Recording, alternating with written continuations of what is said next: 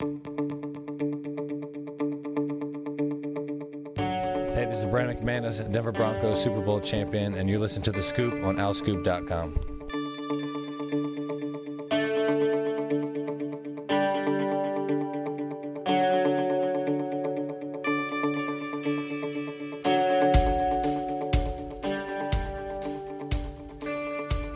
Hello, everybody. Welcome back to The Scoop. This is Season 5, Episode 32. I hope everyone is safe, happy, and healthy out there. I'm John DeCarlo, and I'm thrilled to be joined again by former Temple tight end, XFL tight end, and former NFL tight end Colin Thompson, who's with us last week.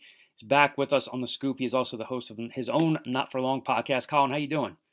Doing great, guys. I'm really excited to be back on. Thanks for having me. Thank you for making time. And, of course, we have the Sams with us again, Sam Cohn, Sam Newman, and Graham Foley, a second week in a row joining us. I don't know what we did to deserve his good graces here, but what are you guys up to? I'm just chilling at home. Yeah, doing some graphics today for the Phillies. We had you can jump on and you can request whatever kind of background you wanted. So I made a Photoshop of Joe Girardi wearing Doug Peterson's hair and visor, standing on a beach. So I'm doing very important stuff in the middle of this crisis. How long did that take you, creative? I think it took like 10 minutes. It was very quick. I was in a rush, and all the pieces came together. It felt good. It was very quick. We're all proud of you. Yes. Thank you. So proud. I appreciate that. So we have a lot of stuff to get into today, and again, we feel fortunate to be gathering virtually. We're trying this over Zoom this time around, so hopefully we'll sound good. Those of you who are listening, you can't see everybody's hair. It seems to be a good hair day for everybody. I have not shaved in more than a week, so I look pretty. I like it, John. Pretty I hard. like the look.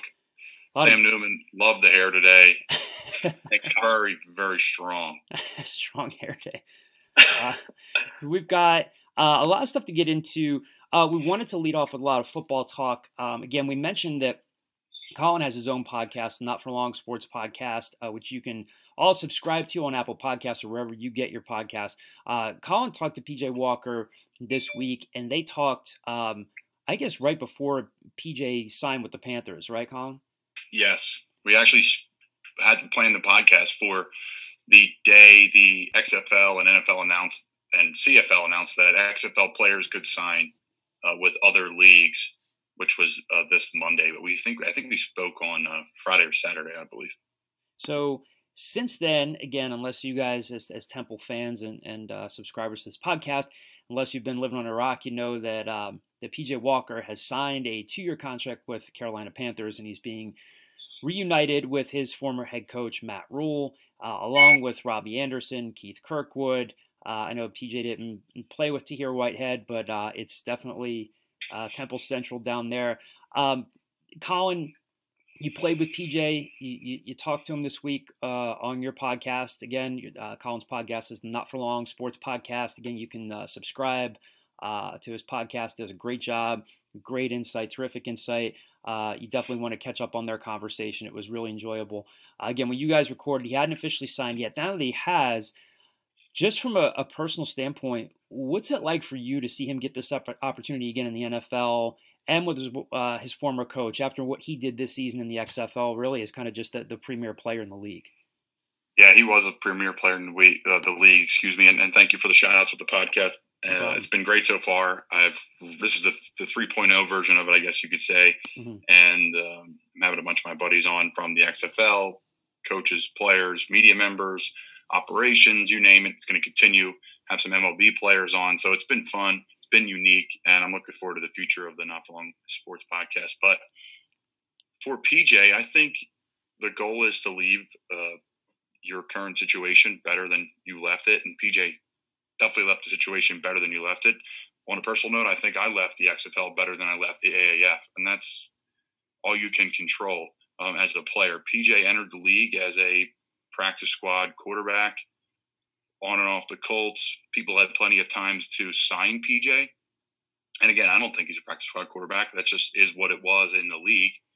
The Colts released him a bunch to make room for players and then would re-sign him next week. So he had plenty of time to be scooped up. And for whatever reason, he wasn't getting picked up. Well, he goes to the XFL, completely balls out.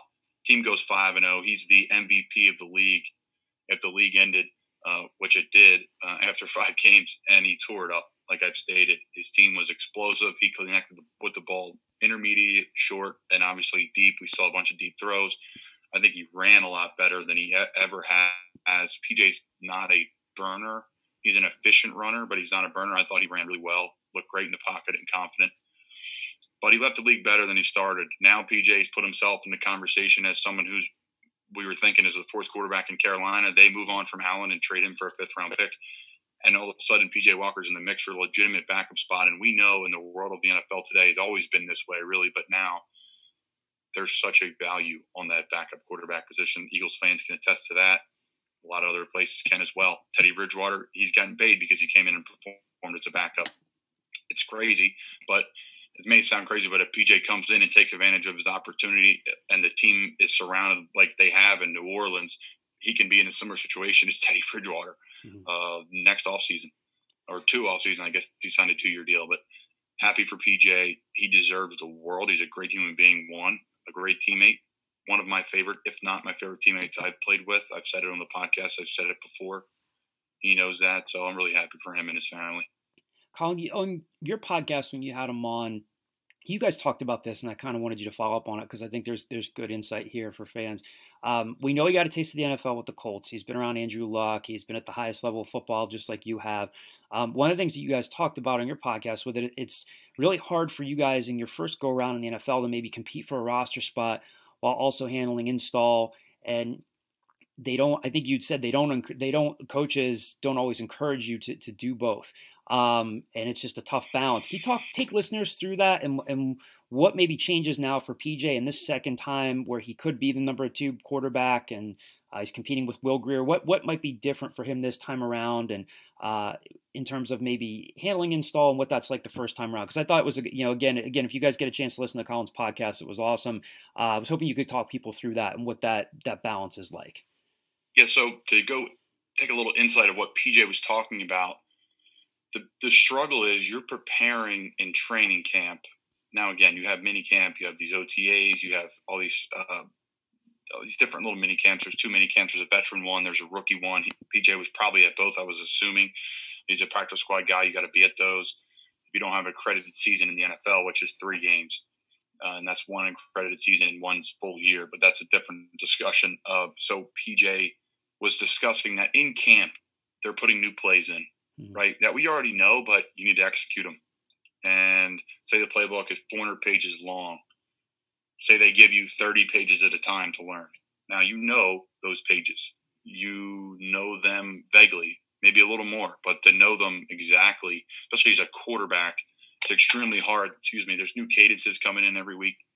There's new players coming in every week in training camp. So to grow as a player in practice, that is one thing, and it's a testament to that. And speaking on myself, I probably practiced better in Chicago than I played in the preseason games, and that's probably why we're speaking on right now, and I'm not on an NFL team. It's just the nature of the beast.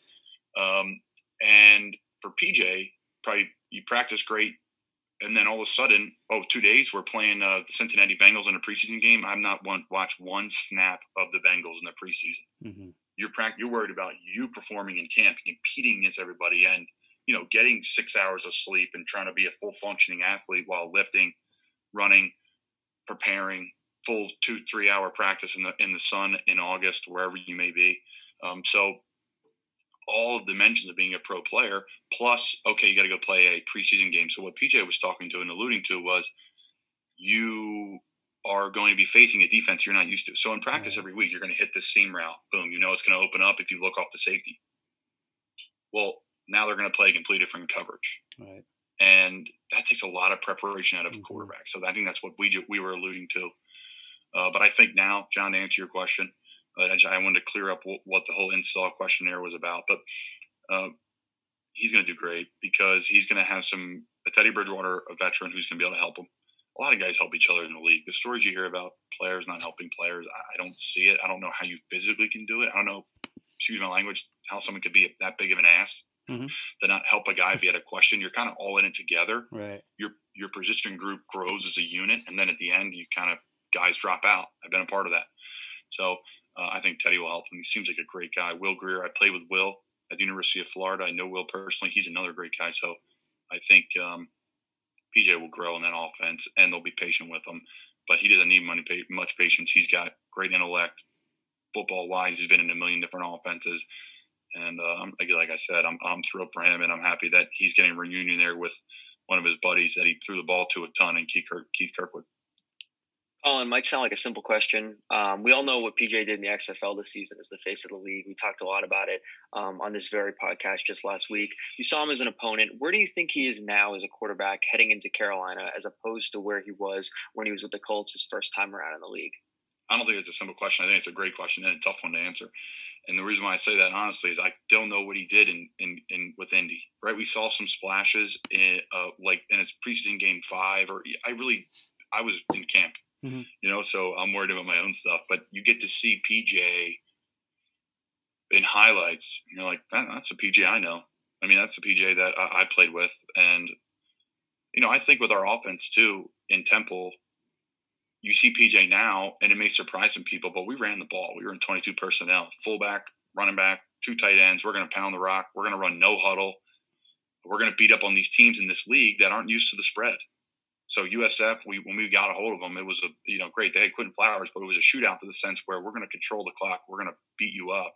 We're going to run the ball against UCF when we're down 4 scores and then win the game. That's unheard of in college football today. You think you're going to go 5 wide. The only time we went 5 wide and did it was when we went down the field and scored with no time left. So my fat ass was on the sideline. But no, what I see at PJ now, though, seeing him in camp. I saw him actually in camp in Houston. I just think he looks super confident. Connor Cook was there. I mean, Connor Cook at one point in time was being talked about as one of the top quarterbacks in college football. Tore it up in the Big Ten, and he's kind of fallen off his stock. But that was his backup in Houston. That's a quality veteran backup, probably the toughest competition you're going to find in the XFL when it comes to having a veteran backup. So he was confident when I saw him in training camp, and we had a little 7-on-7 kind of special teams practice against them, no tackling, shoulder pads only. And he looked great. He looked confident. The team loved him. And, you saw it when you watched them play. They loved PJ, ton of confidence, made a bunch of plays, made a lot of bad plays go well. And I think that's a true testament to his attacking of the offseason, what he learned in Indianapolis, and then what he does himself, what he's put in. And that's why he's in Carolina. So, Colin, we know that one of the things that's made Matt Rhule such a great coach is that he's coached on both sides of the ball and has experience on both sides of the ball. He's a former Penn State linebacker. He's coached the defensive line. He's been an offensive coordinator. So you played for him. What's Matt Rhule like as an offensive coach, and what's PJ going to get as an offensive coach now with Matt? Well, I think the reason why Matt is such a great coach is he starts up front on both sides. He has great knowledge of the offensive line. You saw what he did with New York, and everyone knows he was the assistant offensive line coach and talks about the tutelage under Coach Tom Coughlin, who was a great NFL head coach. But I think when it comes to just knowing the game, you're going to start up front. He's going to communicate exactly what protections are, because that's the quarterbacks can make all the throws, guys, but can you see what's coming, and can you set the protection so you don't get killed and you can last for 16, 17 weeks now? So PJ can make every throw and put it through a pinhole, and he's got the ability to drive it down the field, and he's got the touch to drop it off soft. We saw with the screen game at Temple with Jahad Thomas and those guys. That's not normal per se on a consistent basis with that touch PJ has.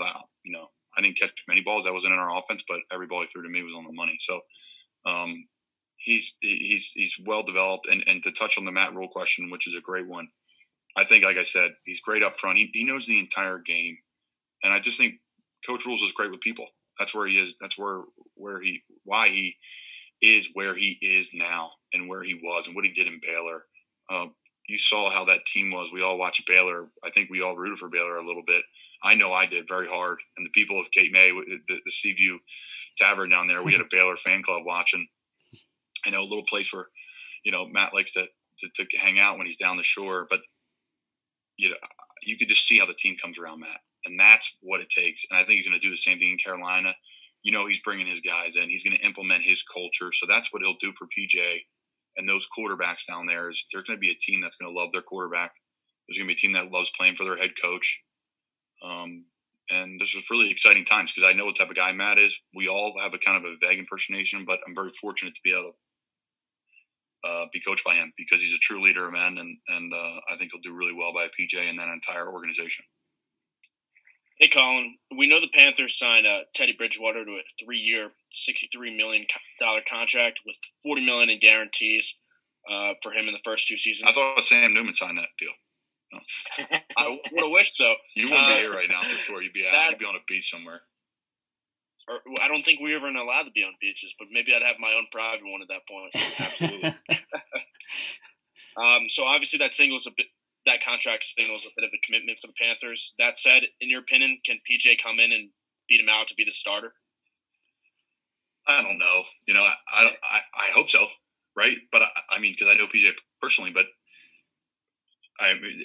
they're going to play. I guess I'll say this: it's going to play itself out. Teddy's their guy, right? They went after Teddy, and like I said, you need a quality 2-3 quarterbacks in this league. They got rid of one in Allen, who won some games last year for Carolina. At one point, Carolina was in the mix because the NFC was kind of mucky mess. Atlanta, and they went elsewhere, and Philly kind of went elsewhere. The 2 premier teams in the NFC, and Carolina was in it until the end, I believe, because of Allen. He won some games for him. So you need 2 quarterbacks. You need 3 quarterbacks. You need different pieces that can do a bunch of different things. If PJ can run, I wouldn't be surprised if they got him involved in other ways. PJ's when it comes to maybe some red zone stuff, I don't know. I don't want to speculate. Who knows what to do? Coach Brady's a pretty smart man who just came from LSU in New Orleans. But I could see what makes sense is Teddy being the starter and PJ being the backup, which is, there's no shame in that whatsoever. But that's a great question. I don't really have an answer to it. But if you're just looking at it from the outside in, you pay someone that much money, and Teddy's a really good player.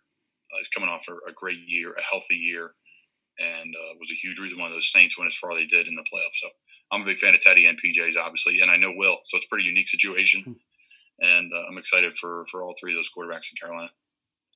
Colin, in addition to having a familiar face in Matt Rule as his head coach, PJ's got 2 familiar faces at receiver, both Keith Kirkwood and Robbie Anderson. Yes, the NFL is a step up from college, but how much of that familiarity can come back between a receiver and a quarterback? What's the statute of limitations on something like that? Well, I think, like I said, with getting to know people, that's huge. You spend more time off the field than you do on the field with your teammates. So when you can communicate at a high level because you know them on a personal level, no egos involved, that is a boundary that's already broken. And I think it's great for Robbie. I think it's great for Keith to go with where they know the receiver coach. Coach Frizz Jackson was a receiver coach for 2 years at Temple for Keith, and I think 1 year for Robbie, I believe, because Robbie came back to the team. But that's huge. You know what you're going into. Just speaking from experience, when I was with the Giants and I got cut, I went to the Bears and I was on their practice squad, and I had a great tight end coach, Frank Smith, who was a tight end coach with the Raiders. If you guys watched Hard Knocks, there had some characters at tight end, and Frank was on film a lot. Mm-hmm. Pretty funny guy, very smart, and I love playing for Frank. One of the best tight end coaches I had. Well, Kevin Gilbride was my tight end coach with the Giants. The next year, Matt Nagy brings a new staff in, and Kevin Gilbride comes with him. So I had the same tight end coaches in 2 different buildings in the NFL, which is kind of unheard of. But I knew what to expect with Kevin. I knew how to prepare to play well, to have him pound the table for me to stay in that building as long as I could. So they're going to know, the receivers-wise, they're going to know what they're getting. It's great for Teddy. He knows what he's getting in an offensive coordinator. And I think a lot of these times now with this virus, you don't have time for meetings.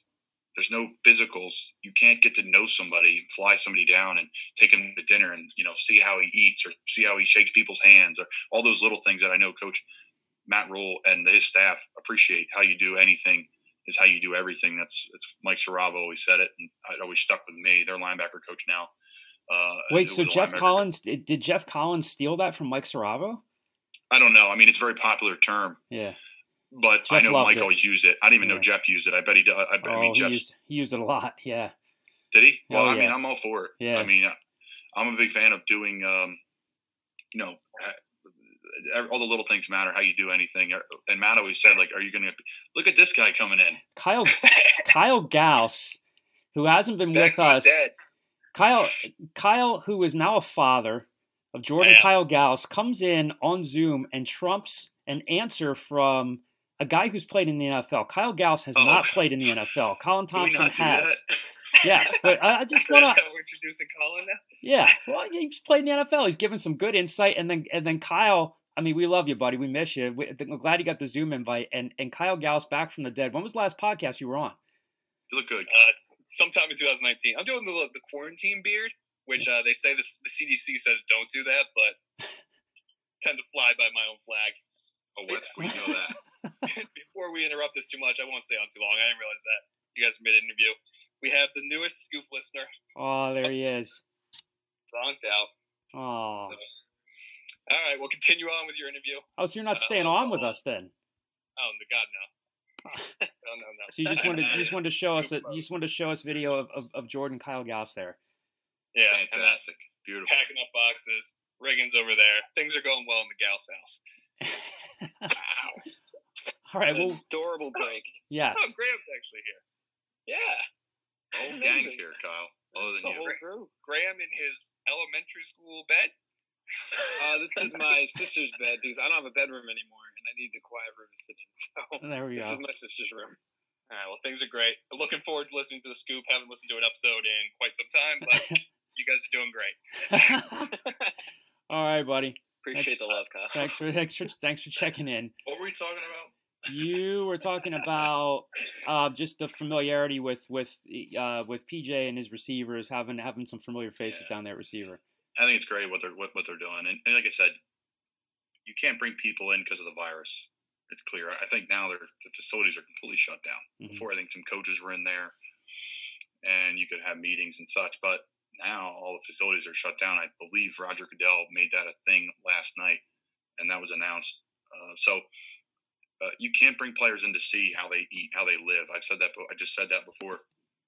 Kyle jumped on quick with this, but that is a huge thing with Coach Rule, how you are as a human being, how you do anything, how you do everything, right? We talk about that. So I think it's huge for those receivers.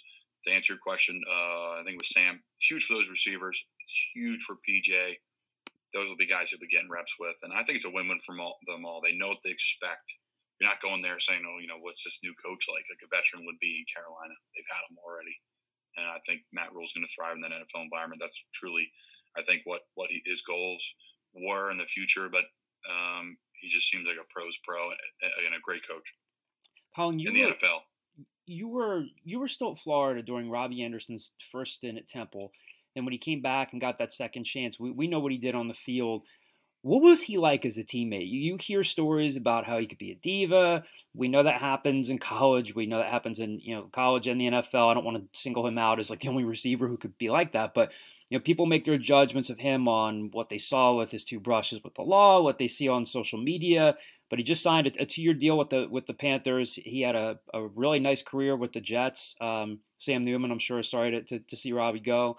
As a Jets fan, as a guy who covers the Jets for JetsWire, but that's tough, Sam. That's a tough go, brother. Yeah, but he's. Gotta pour salt in the wound there, John. He got into the league as an undrafted rookie free agent, and he's doing well. He was one of the premier free agents. Tell us what you saw of Robbie as a teammate, and if just what he was like to be with. Again, we know the talent. We know he could stretch the field. What do you know of Robbie? Well, I'll tell you this. When he walked in that facility, the first day we were out there, and I believe it was the summer when we were getting some work in and they were working on getting him back on the team. I had no idea. And I was with PJ. And I knew a little bit about Robbie. I've seen some highlights and et cetera. And I was like, who's this guy? He's already graduated. He said, no, he's not on the team anymore, but he's a stud. Okay, and then you're on to the next clip. So he comes in. I don't know if you guys ever seen Mighty Ducks. Classic movie. Great movie to kill. But when the Brash brother joins – he comes in, he's Dean Portman. He opens the book up. You have 1 year of eligibility left, and the whole team goes nuts. That was kind of what happened on the field that day. It's a little Mighty Ducks reference there. Kyle loves that movie. It's a sin that he ducked out when he did. He would have loved that. He'd probably be smiling from ear to ear. Oh, my goodness. So Robbie came walking in, and PJ tapped me and said, this just changed the game a little bit. I was like, well, who is he? We got a pretty good receiver. Adonis Jennings coming to his own, Keith Kirkwood, Bentel Bryant. The list goes on and on. It's a pretty good tight end. Roman DeLoach. That year, I think he caught like 4 or 5 fade routes for touchdown. Yeah. I'm like, we're pretty good at receiver there, P. He's like, we just became pretty ridiculous. So that's my first meeting of Robbie. Actually, he comes up to me and says, hey, man, nice to meet you. He's like, actually, I saw you. I was like, what? He's like, I saw you on a flight from Philly to Fort Lauderdale. I was like, okay. He's like, yeah. I remember seeing you in Temple gear, and I was like, maybe that guy plays at Temple. And I remember your 86 bag. I was wearing an 86 backpack. Mm-hmm. And so that was my first interaction with Robbie as a player. But Robbie was always great with me. I'll never forget this. We were in the huddle in Houston, and it was rocking. I'll continue to talk about the Houston-Temple game at American Conference. It was so loud. One of the loudest games I ever played in. They probably have 35,000, 40,000 people there, aluminum seats. It was so loud, deafening loud. Mm-hmm. And he looked at me, and he, like, pushed me in the back because my shoulder was jacked up, or I forgot something. I was in pain in the huddle. And he's like, dude, you got this. Come on. Like, the way he said it, I was like, it's like I'm always talking. Mm-hmm. But for some guy who doesn't talk to say something to you, you're like, all right, I do have this. I'm fine. So when it comes to my interactions with Robbie, and that's only what I'm going to speak of, they were fine. I never had a problem with Robbie. He worked hard. He earned his way back onto the team. Coach Rule didn't allow him to just, run for, I guess, no pun intended, sprint. He's like one of the fastest human beings on earth back onto the team. He had to earn it, and he did it. He really earned his way back on the team. People respected the way he did it. People respected, I think, Coach Rule for the way he didn't just allow Robbie to right back into the room. I vaguely remember those times, but I can remember that he put the work in. Mm-hmm. And this is a great situation for Robbie. He obviously gets paid, which is fantastic. And he's with Coach Rule, a mentor of his, I'm pretty sure. So I'm excited for Robbie, his family, the opportunity for him to play for a man who changed his life, and Matt Rule, and has supported him through thick and thin. I know was in touch with Robbie, and I know that Robbie has tried everything to, straighten the ship, and you've seen it. Now you see it. He played great last year, and he got a nice contract. So good for him. I'm excited. I'm excited to see him in Carolina. I said this. He's back with Matt Rule. That's a Pro Bowl type player right there. And, last year he could have made it. So sorry, the Jets fans out there. But, yeah, Robbie's going to have a great year in Carolina. Him and Teddy and PJ, whoever's the quarterback, they're going to have great rapport. Colin, just a quick follow-up. Simple question. What makes him such a good receiver? Because you know better than anybody. You see him in street clothes, and you think, just to the naked eye, you'd be like, that guy is so skinny. There's no way he's a football player, no matter how much he would lift weights. I mean, he's rail thin, and he's obviously fast. And then he goes out there, and he just got to his second contract. What makes him? You were around him again when he got that second chance. What makes him such a good receiver? I saw Deshaun Jackson for the first time. I was, I think, a junior in high school at an Eagles game, and on the field my family friend growing up was Tim Lewis, who was the defensive backs coach at the time for Atlanta. I think I've talked about this podcast, but whatever. Long story short, I saw Deshaun. I couldn't believe it. I saw Michael Turner, who had literally the biggest legs on any human being I've ever seen in my entire life, the running back for Atlanta. And and then you see Deshaun, you're like, get the heck out of here. And he lit it up. He's still lighting it up. He's world-class speed. Robbie's in that category. Robbie is a stick. You're right. I mean, literally a stick. And I think what makes him great, obviously, is his speed, right? It's different. His quickness, his tempo of routes. He knows how to run routes the right way. I know he's close with Ocho Cinco, so I make the comparison. He has that type of little stutter and that little move that Ocho has and Chad Johnson. But I do think what makes Robbie really special is because he's fearless. He's fearless. I mean, the guy he's all out. You've seen the one-handed catch in the American Conference Championship against Houston his last year at Temple. You see him run across the middle. You see him catching post routes and stiff-arming guys. That's not normal. I've seen a lot of fast players at Temple. We're going to talk about some underrated players at Temple, and I was thinking about some guys to bring up. I'm like, you know what? They didn't produce on the field. They were great practice players, and they were so good, but they may have been fast, but they didn't produce like Robbie. So I think he's fearless, and his speed, that makes him a completely different player. Switching gears here to another receiver, Keith Kirkwood is a piece of this too. He transferred to Temple like you did. He got into the league as an undrafted rookie free agent and got to catch passes from Drew Brees in New Orleans. You played with Keith at Temple, and you and PJ just retold the story on your podcast about the UCF comeback and how that drive came together. What's Keith like, and what was that comeback like when it comes to retelling it? Because if you guys don't win that game, there's no conference championship. You didn't lose again until the bowl game. Yeah.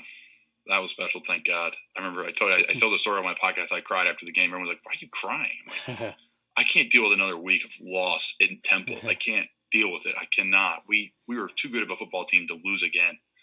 And then, we went on a crazy run. But Keith Kirkwood, one of my best friends in Temple, really is. Great guy. Voice crack. Wow. Sam, I mean, that's because I don't have hair like Sam. That's what happened. But I don't have a beard like John either. That's another thing. But, but you don't have the gray hairs that I have, though, man. You have. I have a patch right here, and my family makes fun of me for it. It's like a little patch, but I think that's from playing football at Temple for 3 years. I think that's what it is. It turns your hairs a little gray, but it makes you a really good football player. There you go. No, it's from transfer. No, I'm kidding. It's all good. It's from all sorts. No shots at Temple. I love my time there. People are sensitive nowadays. You got to cover your butt. Nah, people love you at Temple. You come back up, come home, hang out in Cape May. All the gray hair will go away. Yeah, that's a good point. Keith Kirkwood, one of my best friends at Temple, a great guy, a great guy. I don't know Robbie well because I didn't spend all that time with him, but I know Keith. Keith was in the locker right next to me, and then the other side was Nick Sharga. All three of us transferred in within, I think, a couple of weeks of each other.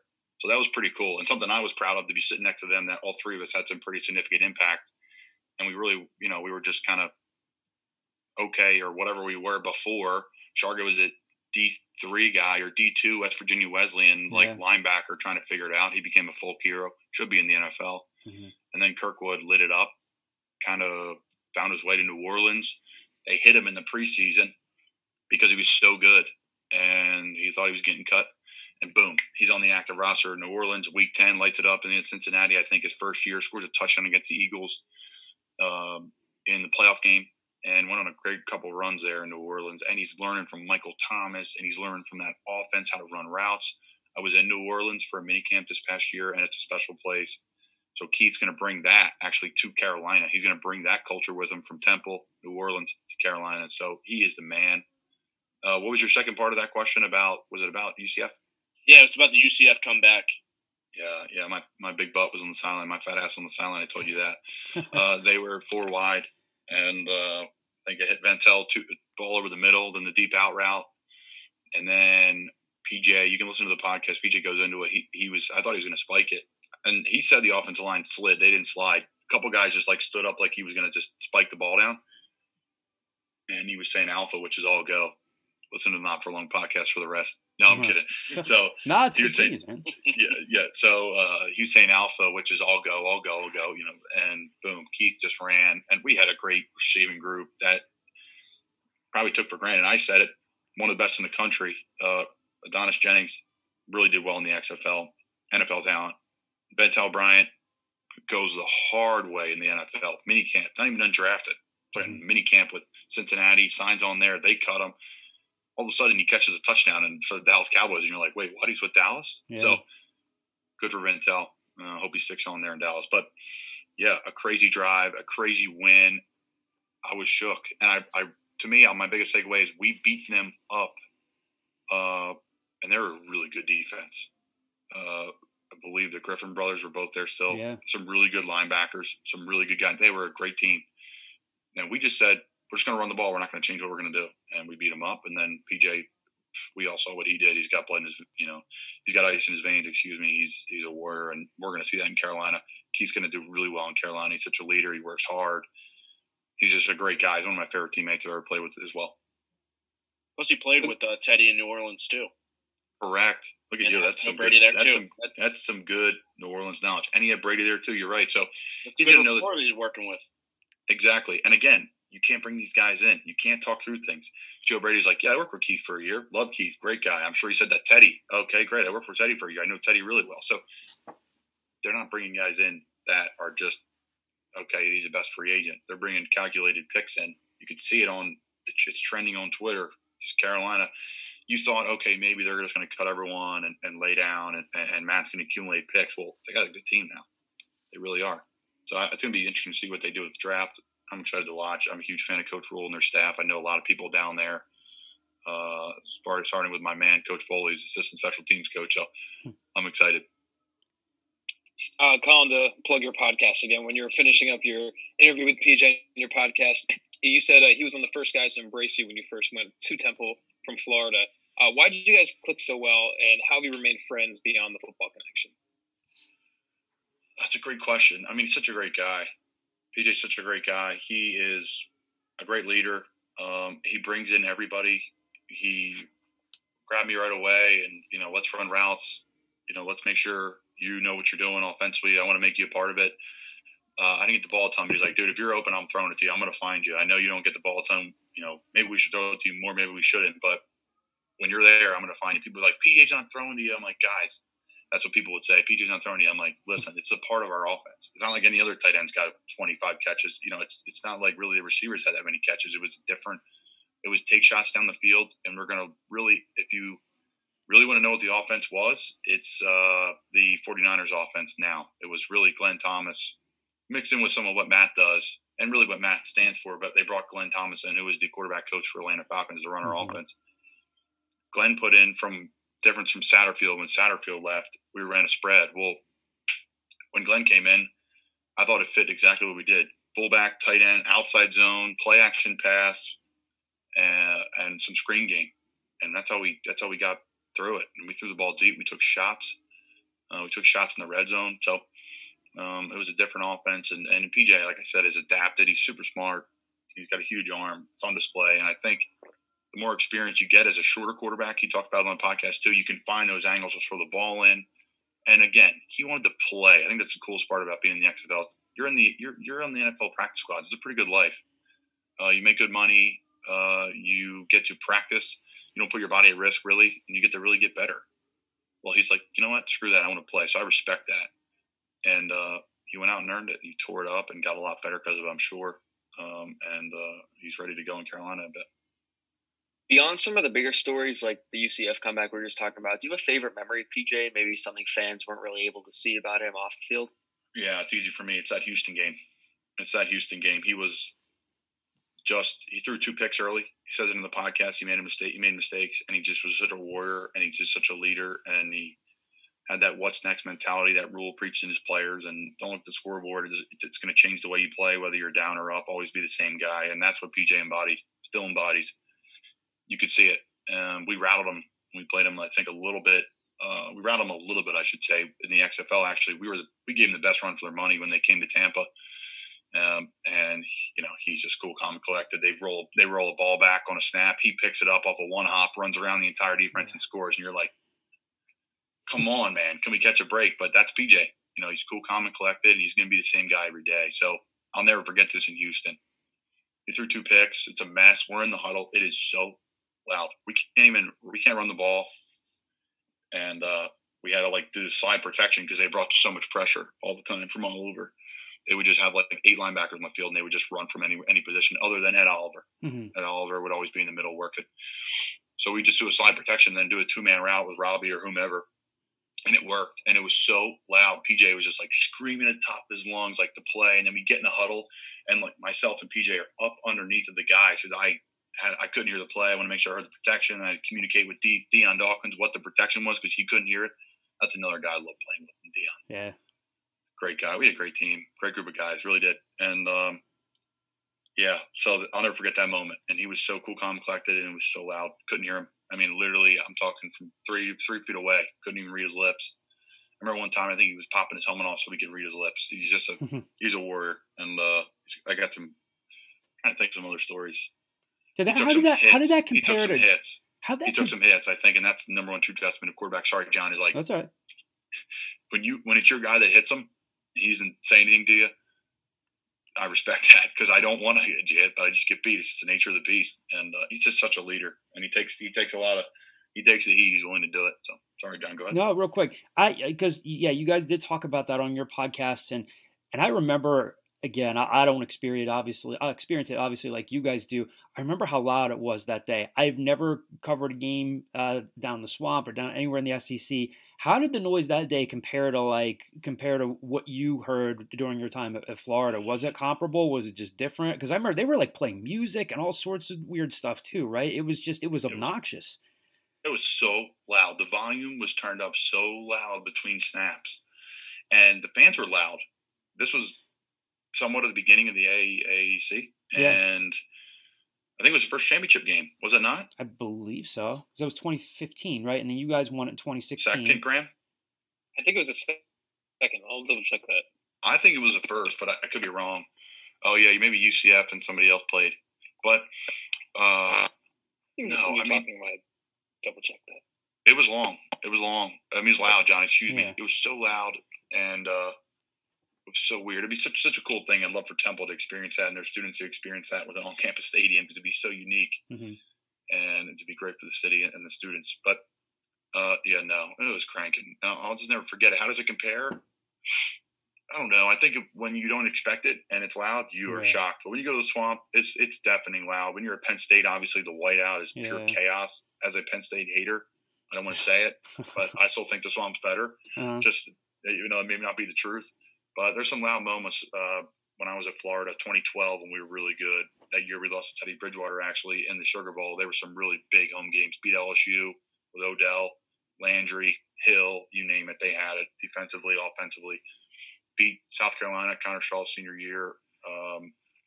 The place was just bonkers. If you ever have a chance to go to Gainesville for a football game, whether you're a Gator fan or not, go. It's an unbelievable environment. Any SEC game is fantastic. But, it was loud. I don't know how it compares. I would say it's right up there in a way, believe it or not, because you just don't expect it. And it was really, really cool. And you know what? They had 20,000 people at the XFL games. So half that stadium was full for XFL games, to put that, in people's minds, how that was a success in Houston, a big city that's got a lot more going on sports-wise than the XFL. And it was just a success there for sure. First of all, I lied. That was the first championship game. You're right. So I'll double check that. Yeah, we won the second one in Navy, the great city of Annapolis, Maryland. Now, taking things back to Matt Rule for a second, he's obviously surrounded himself with a lot of former Temple people. They're the players that we talked about so far today. There's also 9 guys in the staff from Temple, from Phil Snow to Evan Cooper to Ed Foley, Marcus Satterfield. Now, you've seen 2 NFL organizations, and you've probably seen coaches who get praised or criticized for having a lot of their former guys around them. So where do you kind of stand on that? Well, I think it's pretty clear that Matt tried to bring everybody from Temple. Some people stayed back, like Foley. This was when he went to Baylor. And I think the reason why a lot of people stay back, too, is because a lot of people know Jeff through Matt. And that was a really nice transition. And we saw the success continue and continuing now, too, with Coach Carey. But there's so much turnover now with if you call Manny Diaz, this is your 4th head coach, or 3rd head coach since Matt. So you don't have as much guys in the building that were associated with Rule and Jeff. So, no, I think when you can trust the people you're with, Rule can't answer all the questions. But again, just like that familiarity, I struggle with that word sometimes. With the players, he knows the coaches. He knows how they act. He knows their families. He knows, everything about them. He knows what they're going to bring to the table. And I'm sure he's trying to surround himself with people he trusts. And like I said, there's a comfort level there when you go to work every day, knowing that you've worked with Mike Saravo for the last, 10 years straight. So, and Mike's his linebacker coach, and Phil Snow, the legend himself, who's got some NFL experience. Frizz Jackson played in the NFL, coached receivers in the NFL before coming to us. So there's a lot of great experience there and a lot of good men that are going to do very well for Matt. Colin, you've talked about still aiming to get back in the NFL numerous times. What do you work on specifically to stay in shape, and what do you want to improve on, or where can you improve as a player that might give you that extra push to land a roster spot? I always try to become faster, stronger, work on my hands. I think with tight end, you have to just consistently work on everything. You can't just say, I'm not going to catch the ball for a while. I'm going to work on my speed. Well, then all of a sudden you drop a pass. I'm going to work on catching and not work on my strength. Well, then all of a sudden you're blocking insert linebacker, defensive end, and you can't hang with them. So for me, I'm constantly working on everything at all times. Today, we did footwork. We did speed. I was on the beach running today. We ran the hills, and I did a whole strength program that I do when I don't have a gym because everything's closed. So I have a bunch of bands, and I pretty much burn out my body, and that's what I do on this day, and then I'll change it tomorrow. But it's a little bit of everything. That's a great question, but I try to do a little bit of everything. Some specific things, sure, when I have the cleats on and getting ready to go. But again, the one day you're focusing on blocking more, all of a sudden you got to work on catching the ball. So I long snap as well. So you got to keep all the tools sharp and stay active. It's a 7-day-a-week thing, whether it's minute when it comes to stretching or swimming, or I try to swim at least twice a week. That's something I've changed. Help me lean out a little bit, help with the cardio a little bit, and there's a lot less impact on the body. So I'm always adding new things. Is it one of the more complex positions to prepare for, just because you have to know not only like stay in shape, but also that you have to know protections and what routes to run as well? Just it seems more complex than being a receiver. Yeah, I mean they all have their challenges, right? I think it's opposite of quarterback, it's the most physically demanding position because you got to run with guys that are a lot faster than you, and you got to move guys that are a lot heavier than you or bigger than you, and you have to have great technique to do that. So I think it's one of the hardest positions of playing football. Probably a little biased, but I've experienced, being even one of the heavier tight ends at 260, and you're facing whomever, Brandon Graham, who's 290, 280, use a bowling ball, and you got to have perfect technique to block him. And then you got to run with a safety, insert Eagles player. I've never done it, but Malcolm Jenkins, or I ran a route against Eddie Jackson in Chicago. And Eddie is an all-pro. So, and runs really well and is very long, and he can match up with you physically. So you have to be crafty. You have to know what coverage is. It's a lot. I mean, everybody has their challenges for sure. I mean, receivers got plenty of things to handle, or linebackers probably in a similar situation we're in, where you got to do a little bit of everything. So it's a great question, but you got to continue to ongoing skill develop because you never know what's going to be asked upon you at tight end position.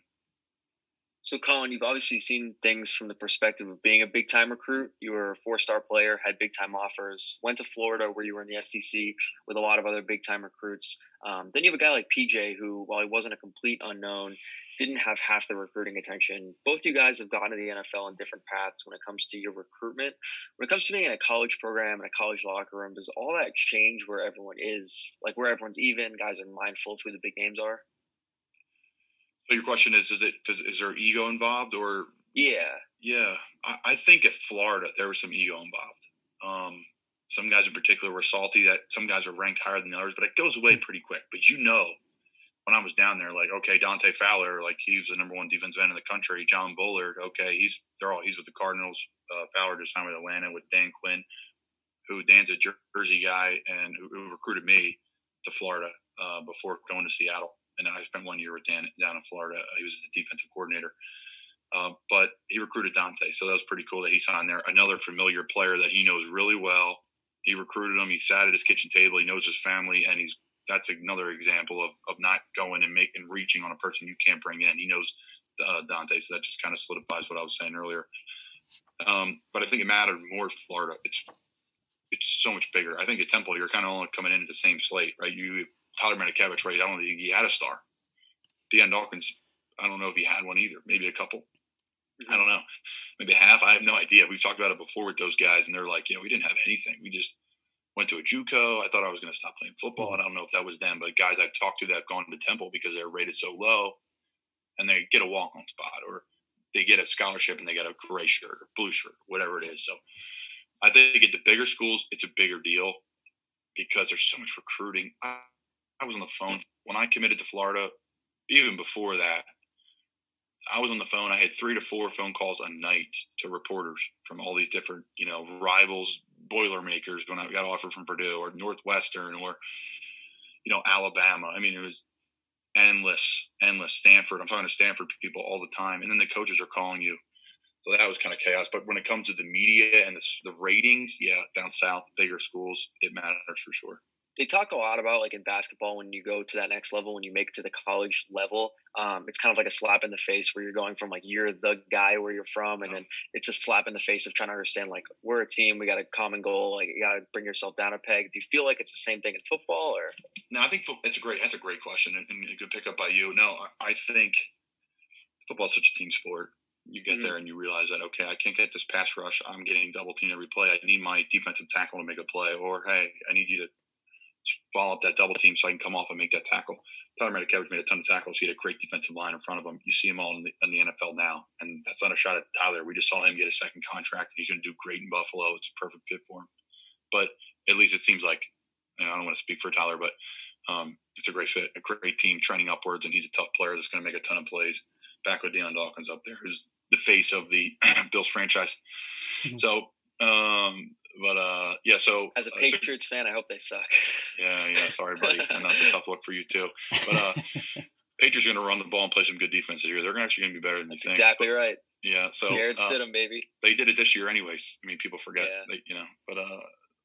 So great question. No, I think you see less stardom. You see some good players on a football team, but you don't see like Reggie Bush sticks out or like a single player. Mm-hmm. Is there any single players in Temple that you just say, other than Paul Palmer, that you're like, this guy's going to wreck the game? Maybe Bahamer Wilkerson. I don't think any guys I play with that were just one-man bands. Now, Tyler he was a big name, made a ton of tackles, and he was a great player. But, I mean, Jihad would break a game open here, and then Rockwell would break a game open, and then Keith Kirk would break a game open, and then, PJ would have a great game. So it's kind of tough in football. I'm just speaking in the Temple world where someone would have a great game, where our kicker would do well and boom. So there's so many great guys and great players I was played with. I was fortunate. I've always said this. Adding on and rambling per usual. But I've always said this, that when I came from Florida and I was sitting in my room with my roommate Eric, Neff there right on 10th and Diamond, Eric was like, yeah, we were 2-10 last year, man, we were horrible. I was like, you guys were 2-10? I guess it was just very shallow of me to commit to a school and not even know their record. But I was like, what? This team is loaded. These guys could all play at Florida. Mm-hmm. I don't know if you're going to start over. Maybe one or two positions are tough because some guys are just first-round picks and they're just going to be top 10 picks, let alone first-round picks. But I thought the team could play with Florida, and we saw our success coming after that with 6-6 and beating a ranked ECU football team that was very good that year, and then 2 back-to-back 10-win seasons. But we get all the pieces. I think the difference is just the depth. You don't have as many players. Colin, along those lines, and I remember it seems like forever ago. I actually remember calling you when you committed to Temple as a transfer, and I think I've told you this before. I remember talking to Matt and saying, like, Colin sounds like he's like a 32-year-old like young head coach already. He's like, yeah, he's like, you'll love him. When you, and I know I probably asked you this question at the time. Obviously, I hope I did. Otherwise, it would have been a terrible interview. Who else was involved in your, I guess, like re-recruitment at the time when things didn't work out at Florida and they didn't clear you with the injury? What led you to Temple, and who else was after you at that point? Guys, nobody was. I went from number 1 tight end in the country, actually dropped a spot to number 2 tight end in the country after the Under Armour game. The other kid caught a touchdown pass, and I just had one catch for 13 yards. I'll never forget it. It was a weird thing. So I dropped the number 2 tight end in the country, and I had, 30 offers. I could have kept going. I wanted to commit. I thought we had a lot of great players at Wood that had offers, but the bigger schools coming in became a distraction to our team at Wood, and I was driven to win a state title, and I walked into Devlin's office on May 1st, and I said, we're done. This is it. This is chaos. Guys are in here acting like idiots in the weight room. So I committed Cinco de Mayo, and that was it. Did a verbal thing and quiet it down and allowed guys to refocus. I'll never forget that. But I had a ton of offers. Things were great. Broke my foot, and we talked about the injury stuff at Florida. But, yeah, I had nothing. I went to UCF. I wanted to stay close. The same girl I'm dating now, I dated then, and we just were dating for, 6 months, not that long. I went to UCF and literally emailed a recruiting guy to get in, and he's like, yeah, you can come by and see us, but he didn't offer me anything. And I knocked on the door, literally knocked on the door at UCF. Wow. This is right after the Bortles. So not that I would have played, if I went there, I would have played for the 12 team, 10 team, but I knocked on the door, and Al Mogridge, who was at Temple and left Temple. Yeah. He's like, Colin, he recruited me to UNC. He's like, what are you doing here, dude? I'm like, I have my paperwork in my hand. I have a signed waiver from Robert Anderson, best foot guy in the country. He was out of Charlotte. Now he's in Green Bay. He moved to Green Bay, does stuff for the Packers, and he just still does all stuff on his own too. But Robert Anderson, I have a signed document that I can play football again, and I need X amount of time off, and the guy will be ready to go. And I have a disc of my injuries that are healthy, a picture of my injuries, and here's my player resume or whatever you want. I forget what else I had on me at the time. And he's like, dude, I have nothing for you. I got a walk-on spot. So, okay, I can't do that. I earn scholarships. I can't make my parents pay for my school after I'm on a scholarship. And being a walk-on or a scholarship football situation is very hard to do. Mm-hmm. Those guys are the backbone of the team, and I give them a ton of credit. They're tough as hell. But so I go to Penn State. I go to Penn State, and I was standing in the offensive coordinator's room, and they were like loving me up. Everybody was. They have a really good tight end room at the time, and I was like, oh, this is going to be a tough room. But it's going to give me a year to get healthy, and I'll be able to compete. Really good room. I think it was Jesse James, Adam Brenneman, Mike Gazecki. Yeah. Good. Yeah, they were loaded. Yeah. Loaded. So probably what's the name? Carter. I think 87 is a good player. He's in and out of the league. So I was like not too thrilled about that situation, but again, I'm going to go compete anywhere. I'll be fine. And I look down at the paperwork in the offensive coordinator's office, and it says like they have my bio, they have like a picture of me, they have like the schedule for the day, who's going to lunch with me, we're taking them to the business center, all those different things. And I look down, it says offer or not, and said no, preferred walk on. I pointed out to my dad. My dad was trying to be positive, optimistic, like he always is. I'm like, this sucks. I'm a nobody. I'm dead, man, in the world of college football. Wait, Colin? They handed you this piece of paper, or you just happened to see it? It was on their desk. It was on the offensive coordinator's desk, which is kind of normal. Right? You have a recruit coming in, you have somebody coming in. They give the guy some information, right? So the guys don't have to be Googling me or whatever. I'm assuming that's how it goes. But so he's just like basic information, where I'm from, where he was. Where I was, and like some things to talk about, I guess. And I saw preferred walk on. I was like, F word. This sucks. Mm-hmm. And so it was great. I mean, Coach Franklin was great with me and very nice. And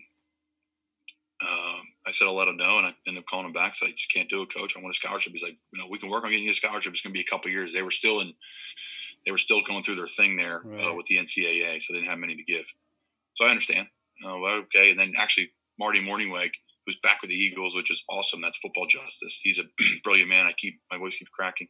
I'm going to blame it on Sam for some reason. I don't know why. But long story short is Marty got me a scholarship to Montana, where he played. Wow. Which was very random. And I just was like, I can't do that. I appreciate it. Thank you, guys. I was so humbled. But I wasn't ready for that yet. I wanted to play Division I still. And then I don't know how it happened at Temple. I'll never forget this. I had my mom's car, her work car. Mm-hmm. And I'm like, my dad's like, when you go to Temple for a visit, don't park it on the street. Because I went there for a camp in like 2008, and like 3 cars got smashed in when we were in camp. Jeez. And I'm like, this is my mom's work car. She'll be driving anyways, right? Mm-hmm. So, I can't take that. I can't do that. We can't afford to break a window. So I had Saravo open I know Saravo, but he recruited me to BC, my first offer, and the school I really wanted to go to until Florida came in. And Wisconsin was the other one there too. Bama and Stanford. That was kind of like my top 5. And then he opened the door. I parked in the gate, and I loved it. I loved Coach Rule. I love what they were doing. I mean, you talk to Coach Rule, you would have thought they were 12-0 the year before. Mm-hmm. So I loved it. And that was it. I mean, they were my only offer. And I was like, I was dragging my feet. I was waiting. And I remember Sarab was saying, like, Colin, there's nothing more coming. This is now, you got to do it now or never. You got to commit to Matt, do it or find another spot. We really want you, but he was a recruiting guy. So I'm like, you know what? Done. I called Rule the next day. I'm in. And Rule's like, whatever you need health-wise, we'll get it for you. Mm-hmm. You got it. We'll be patient. We're not going to force you to play. You've got all the time you need. They have a great medical staff there, so they treated me well.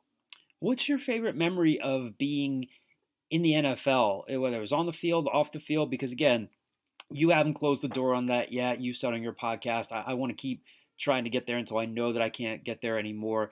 You haven't been a starter there, but you've been there. You've been to the league. You've been around guys with the Bears and the Giants. What's your favorite memory of just the time that you've had in the league? And I saw this question, and I still can't give you an answer. I'll give you a couple just tidbits. I was blown away by the group, the locker rooms I was in. The Giants locker room was fantastic. Everyone from Odell Beckham to Jason Pierre-Paul to Evan Ingram and I had a great relationship, and recently retired Red Ellison. He's a guy I try to make my game off of. I love my time with the Giants. First class. Actually, I'll tell it. I played the Steelers, played Tyler Matakevich, got a great picture with him and Kyle Friend, actually. A great picture of all 3 of us in our uniforms, and that's something I really look forward to. And got the picture after the game. I probably played like 6 or 7 snaps. It wasn't a lot. It was the first preseason game. I'm the 6th tight end. And I think they were unhappy with the starters, so they put the starters out there a little longer than they would have been. So it kind of delayed and ate into my time. I think the Steelers wanted a couple drives too, so I was in like 2-minute mode. I'm out there shaking like a leaf, trying to find a way, to put some good plays together and not crap down my leg here in my first NFL game at Giants Stadium. So I go to New York City for a night with some friends, and just literally we get a bite to eat at this little corner deli, and we go to bed. Actually, no, we went to a steakhouse that my parents were at. We met them and had an appetizer and went home. I just played the game. I practiced in 48 hours. Like, we're not going to be doing anything in New York City, but our friends had like an extra bedroom at this hotel or whatever. I forget what it was, but we stayed the night in New York. So I get up in the morning and I'm in so much pain. So much pain. I mean, yeah, I was felt like my eyes were going to roll back in my head. And I was like running around the city with my girlfriend, who's an angel. She's been there for all my crazy injuries. And I'm on the floor at CVS on all fours in New York City on all fours. And I'm taking a pop and a laxative because I think I'm like constipated or something's up. I remember this. This is a good story. I remember this. I think you told this one before. Go ahead. This is good. Yeah. Yeah. So I'm literally on all fours. This woman, God bless her. I've had food poisoning. She's a saint. Sydney, she's the best. So, she is like running around the city, running to the hotel. Like, while I'm on the floor at CVS, she's running everywhere trying to make sure I'm okay. And I'm fighting it because we had a nice day playing in the city. I haven't been off in like, God forbid, we're going to Ely. We're doing my cousin worked at Ely at the time. We're going to do some nice food things. Nice little day planned. Yeah, nice day planned. We're going to breakfast, which is my favorite meal of the day. Can't wait. Pancakes, eggs, I mean, everything. I just played a game last night. You bet your bottom dollar I'm stuffing my face. So I'll never forget this. And I was like, you know what? Screw it. I got to call the team. I'm like, guys, I'm not messing around. This is some serious crap. I need to come. I'll come to the facility. I'm going to Uber over and just let you know I'm coming. So I get in the Uber and the guy is just 100 miles an hour or 0 miles an hour. And he just kept stopping and going, stopping and going, I'm just dying. And Sydney's, I'm like, Sid, don't touch me right now. I know you're trying to console, but don't even touch me. I don't want to be touched, talk to anything. She's the best. So I get to she learned how to handle my injuries. Thank God. God bless her. I keep giving her a shout out. She deserved it. Mm-hmm. I go in the Uber. We're in the Giants facility. They pull up to the Uber. There's someone at the gate. They're like, not letting us in. I'm like, listen, I play for the team. Like, okay. He saw me later because he's like, what is this Uber guy at the gate? I'm like, let us in. So they drop us off. And it's kind of awkward because, okay, my girlfriend's with me. Is she going to come into the facility? Like, I'm not Eli Manning. I'm not Odell. I'm not bringing a significant other into the facility to hang out. There's a men's locker room in there, So I tell them, like, I'm in a ton of pain right now. My girlfriend's outside. Can we let her in? Yes, they bring her in. I'm like, guys, we got to get to the hospital right now. I am in so much pain. And they like touching around my appendectomy area, like, well, I don't really feel his appendix, but we're going to send him to the hospital anyways. I don't feel like it's bursting. What happened was the appendix like wrapped around something, so they couldn't feel it, and that's why I was experiencing like crazy pain because it was like radiating through my stomach, or eradicating. So I get to the hospital, and if I wasn't wearing if our I guess an athletic trainer came with me, if he wasn't wearing a Giants shirt, we never would have got it. I never would have got the surgery. Probably would have ruptured in my stomach, and I would have been out for 2 months. End up being out just for 2 weeks. But kind of the long story short version of it, we get right to the front of the line. They see the guy with the Giants. Are like, everything okay? They bring me in. I get checked immediately. They see that I have it. They call the Giants team doctor. He's at lunch. The guy had like mustard on his shirt. He's at lunch with his wife, like around the corner. He came in his street clothes. He's like, Colin, I got cleaned up. I got a shower and cleaned before our surgery, but I'm doing your surgery in 30 minutes. Let's go. They put me under surgery. I wake up. My tight end coach is right there. My girlfriend's right there when I wake up. Kevin Gilbride Jr. That was my appendectomy story. So that stunk. I thought everything was good. I'm like, you know what? This stinks, but at least I'm not getting hit right now because I got hit a ton in New York. And, that was tough. My first year in the NFL, like I talked about with PJ, that was tough physically, tough mentally. I'm like, I'll take some naps. I'll get back. I'll be back in 2 weeks. I go the next day in the facility. I got cut. So they're telling me you're not allowed to pick up anything. You're not allowed to do anything. I'm packing up, moving out, and I'm driving back. I'm driving to the Jersey Shore. So I hung out the shore for a couple of weeks. I recovered back and ended up with the Bears 8 weeks later. There's some funny ones along the way, though. I mean, my buddy Nelson Spruce would tour up the XFL. We did Christmas in Chicago with no family, no nothing, going into a Christmas party with his friends from the University of Colorado. Just a distant friend, and we walk in sweatpants and T-shirts because we were in the city just kind of hanging out, walking around, and we walk in, and everyone's wearing suits. But they're pouring us their house-made wine, and it's this whole thing. Like, picture like the Cleary family from like Wedding Crashers. Like, that's what we walked in on, and we're wearing boots and sweats, and you can imagine the pageantry and the fun that can go along with it. I can't dive into this podcast, but I got some funny ones along the way. I can't even. Draft day was special. We did that in Cape May. That was really cool. I had about 40, 45 of my closest family and friends there. Cried like a little baby, like I always do, and it was pretty cool. Pretty cool. We thought I was going to get drafted there for a little bit, which would have been crazy. First tight end ever to have 3 catches and get drafted. That would have been insane. But it didn't happen, and really performed well at the Giants local pro day, and that's how I ended up there. So we have some mailbag questions for you here. A couple from Twitter, a couple from the message board here, football related ones. This first one from Twitter is just a little compliment for Al Scoop here and for all of us from Getsy, one of our loyal listeners. Actually came up with one of our Al Scoop logos. Don't have a question, just want to say keep up the great work and hope all are well, stay safe and healthy. Thank you for that, appreciate that. Next mailbag question here comes from @OffTheHook3 from Twitter. What are your home workout routines, Colin? You kind of touched on this earlier, but anything that you could recommend? I don't know if this question is like, again, like during a time like now where we're all practicing social distancing with the coronavirus. What do you do at home when you can't get to a gym? And then we'll ask Graham after this, since Graham is 6'4", 285 pounds. And if I wish I was 280. People can't see this right now. Graham is laying on his side, like posing like he's Michael Jackson on the Thriller album cover. You got some light coming in behind him. Yeah, looks great. Yeah, it's sight to behold. Really, I just have a headache and I need to lay down. That's all it is. But Graham's got a headache, but he'll have some water, Graham. You've been out too much, having too much fun with this virus. Do you have a headache? Do you have the virus, man? Graham? Oh God, it's a good thought. I have no other symptoms yet. That's the problem with this virus too. And again, there's a million issues, but it's another thing. Like you cough once, you're like, do I have it? Oh no, I'm dead. Yeah, exactly. Yeah. You're a little paranoid. I get it, and I hope everyone recovers well. Getsy, appreciate the shout out. Thanks for listening to the Al Scoop. I love the Al Scoop too. I listen to all of them and appreciate you guys. Secondly, workout wise, check out United in Fit. United in Fit. INFIT. That's some guy I work out with. He's also my cousin, but he's the guy I recommend for the online stuff. He has 30-minute classes with no weights. Check out United in Fit. That's good stuff. Sean Gormley, that's my first cousin, and a great guy and a former college athlete, soccer player, and he's gotten into the fitness world and he's doing a great job. That's why I follow a lot of my stuff for the cardio. But at home now, just a little bit of everything. It's great. I'm on the beach. There's like 4 flights of steps that run from the sand to their condo. So I just hit that as much as I can, just beat myself up and run in the sand. I did footwork in the sand today, swim in the pool here. So I just stay active as much as I can. I mean, I suggest for people at home right now to get out and walk if you can. If that's available to you. I don't know how locked in you are. They're a little more lenient down here in Florida right now.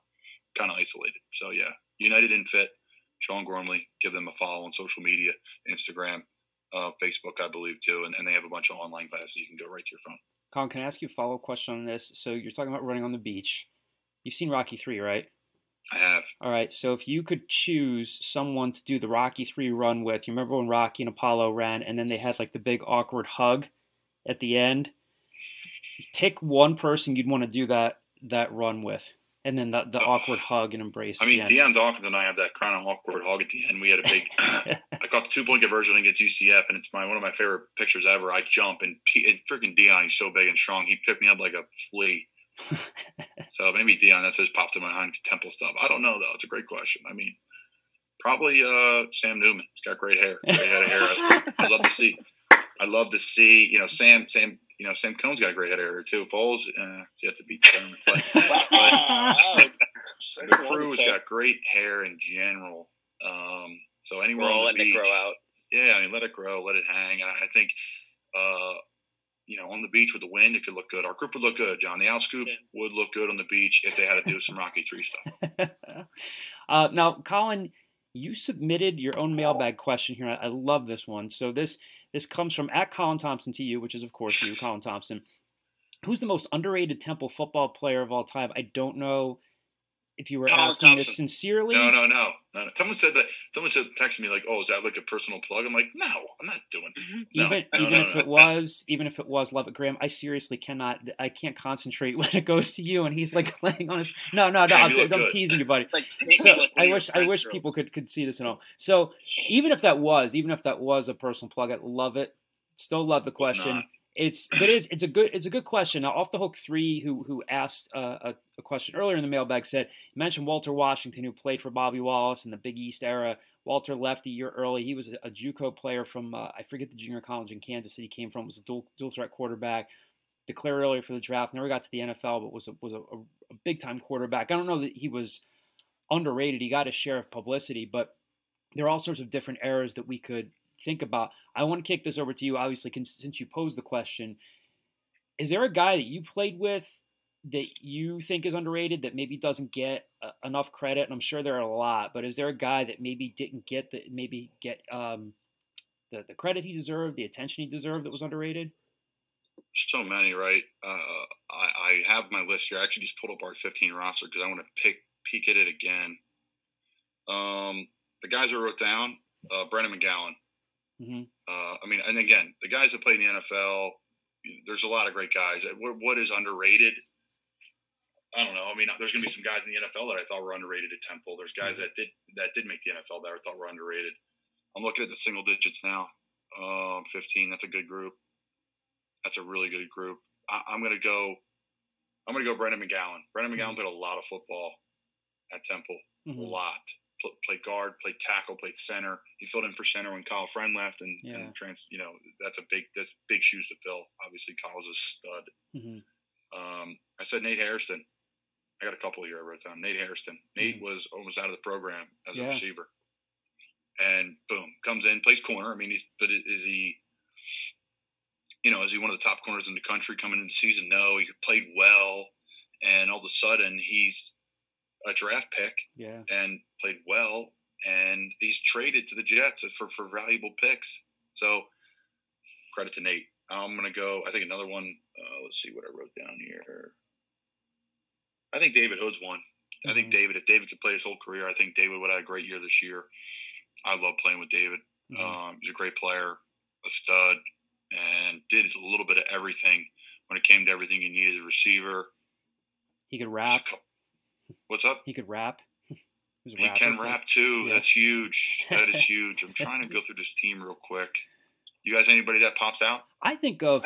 I don't know that he. I mean, if people who follow the program wouldn't say he's underrated, but I know he's trying to be. He's a fullback now. I think Kyle Friend. I mean, like I guess Matt Hennessy was talked about in the same way. I don't know that I ever heard a coach say anything bad about Kyle Friend. Every time we would ask questions about Kyle, I don't remember if it was Satterfield or if it was Rule.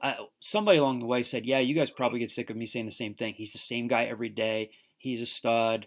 He's a center, and I'd still love to see him really get a shot in the league." But he was all business, and he could scare the hell out of you because he just had that scowl on his face. But he was such a nice guy, and there are probably a lot of underrated guys in that offensive line, but I don't know if that all comes together without him.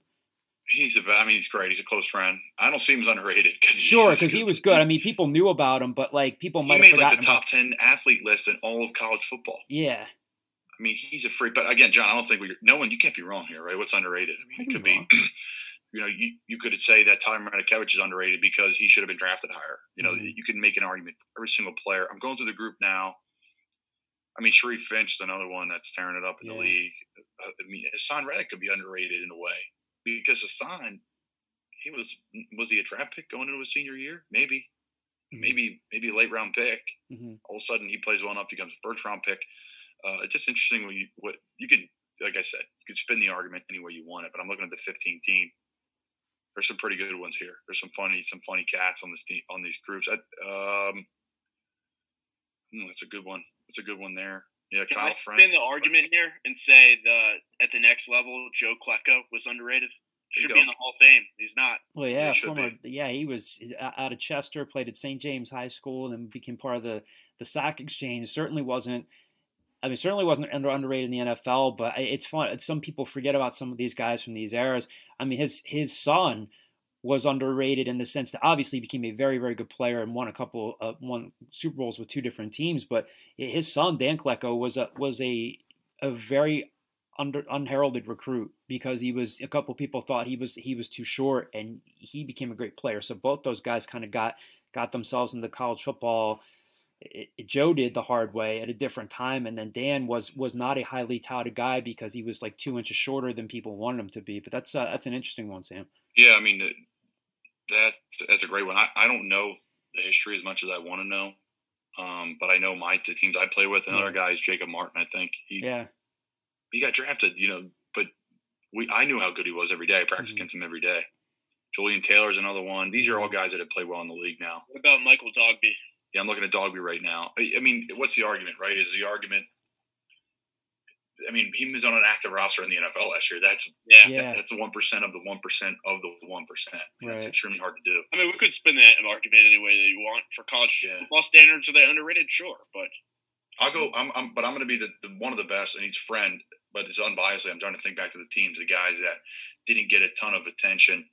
I go Brendan McGowan. I thought Mac played a ton. I've already said that. Let's see. I had one more I saw here. I'll just jump in and say, like, even just from a more national scale, like in the Temple fandom, Paul Palmer's not underrated at all. But from a national scale, I don't think that many people know his name. And I remember it was Bruce Arians is now going to be coaching Tom Brady in Tampa. He was on a radio show, I think it was with Colin Cowherd, and he was asked who's the most talented player you've ever coached, and you're expecting like Larry Fitzgerald or something like that. And he said Paul Palmer, and I don't think Cowherd even knew who he was. So I think from a national scale, he may not be known as much as he should. What about Avery Robinson? Oh yeah. I mean, Avery was a treat. I miss his brother so much. Adrian was fantastic. Adrian was a recruit that people did know about. But yeah, Avery was great. Colin, I think the deal with him was too. Again, good player at Susquehanna Township, but again, he was a little bit under recruited because people are like, if you were a couple inches taller, you would have had 5 stars next to your name. Was it kind of one of those deals with him? Yeah, I didn't really know him coming out. I did not. We would discuss. Are you talking about how he played at Temple? I mean, he's this high motor. He's worked extremely hard. He had a great. He's got a great that's a great personality, Abe, and he's a great teammate. So yeah, I think again, right? Who makes these stars? Who picks these stars? Are these guys reporters? I would like to say, and I tell people this at times, like we never.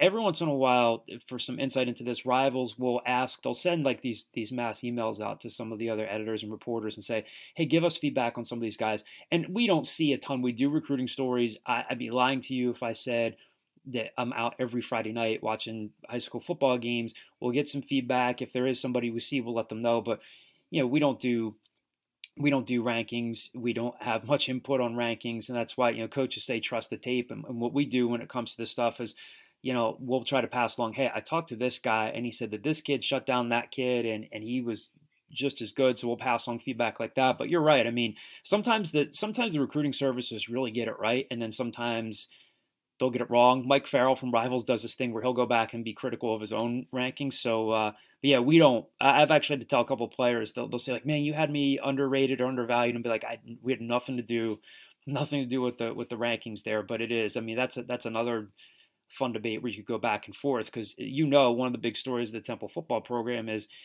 it's made its name with all these guys who weren't, Hassan, Nate Harrison. Nate Harrison was a 2-star recruit, a MAC level recruit, is in the pros. Hassan was hurt through most of his entire high school career, comes in as a walk-on, and some of the you were a highly recruited guy, obviously went to Florida and came back and made something for yourself. Some of the other 4-star guys that they've recruited haven't always panned out. So it really is interesting, but we don't do much with the rankings at all. I can't say I've ever had any sort of influence on that. Yeah. I mean, they are what they are. A lot of it's based off of offers, etc. too. How many offers you get. So, it is what it is. Yeah.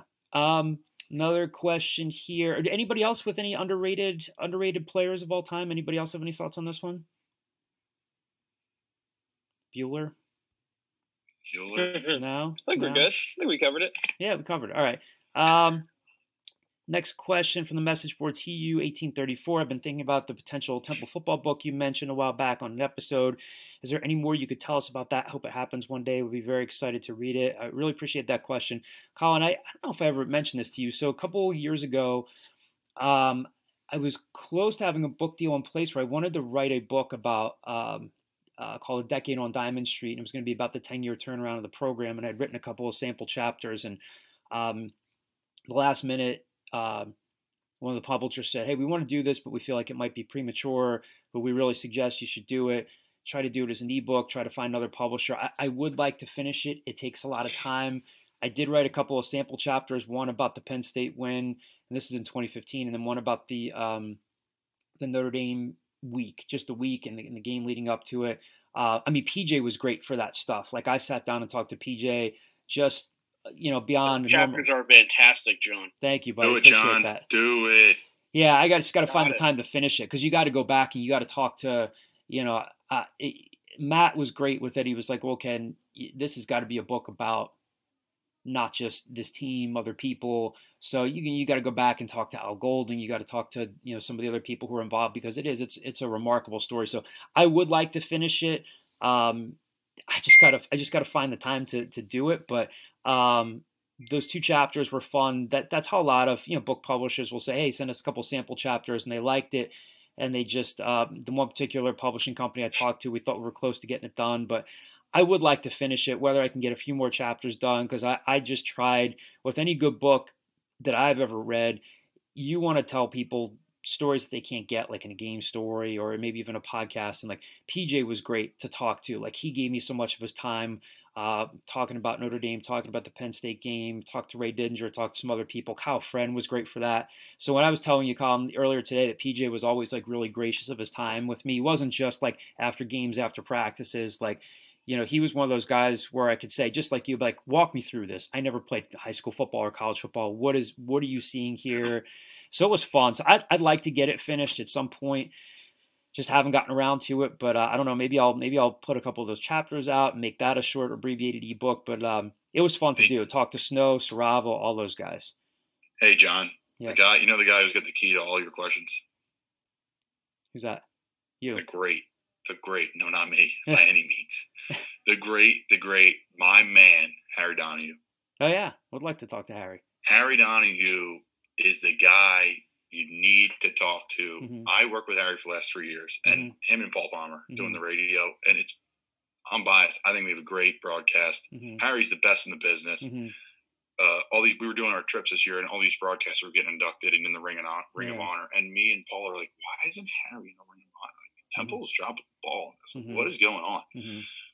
And I love Pat Kraft, and he's a friend. And I wanted to go to Pat, like, what's up? Like, why isn't Harry getting inducted? And time went on, and all of a sudden I'm on my Twitter, and boom, there's a picture of Harry and his family in the Ring of Honor. So that was so cool. Harry's got 1 million stories. 1 million. Yeah.